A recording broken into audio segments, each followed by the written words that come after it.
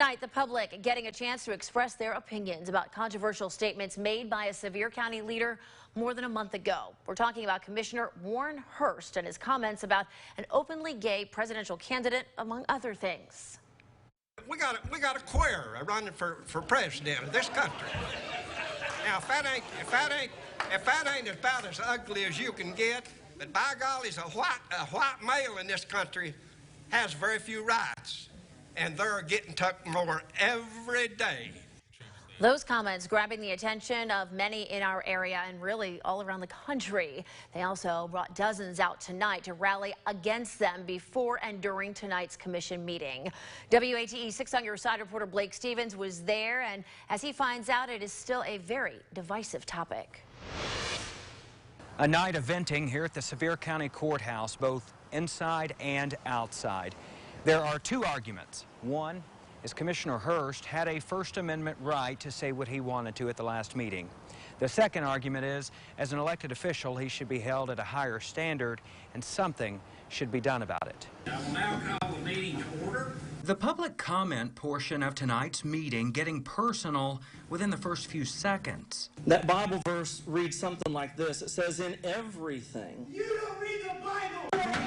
A heckler and Billy Bradley getting back to his point. And I don't think that necessarily you meant the words that you said in the way that you said them. And if you do, I'm sorry. That doesn't represent the Bible that I read. Bradley was one of many wearing red tonight against racism and homophobia, but he was one of a few actually inside the meeting. The rest were standing outside. We see them in this video, and we heard them on the third floor throughout the meeting. Back inside, Commissioner Hurst's supporters defending his First Amendment right. Conviction of religion is not bigotry. Hate speech is not speech that you don't like. Commissioner Hurst exercised his First Amendment right and made several comments expressing his dismay at the direction the country is heading. I'm here to defend a commissioner's right to say what he wants to say whenever he wants to say it, wherever he wants to say it. Because if I don't stand up for his right to the First Amendment, then who's going to stand up for me when I'm attacked?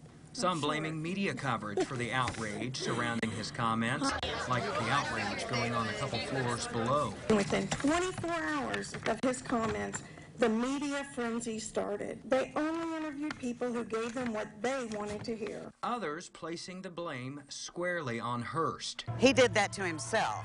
The media didn't do anything to him except put it out there so other people could see what he thinks. Hurst seemingly unfazed by backlash, even sharing a few hugs and laughs after the meeting wrapped up. We didn't hear from Commissioner Hurst tonight at the meeting. We also tried to get a comment from him after the meeting, to which he declined. In Sevierville, Blake Stevens, WATE 6 on Your Side. And we want to let you know, according to the county's website, the Sevier County Commission is scheduled to meet again December 16th.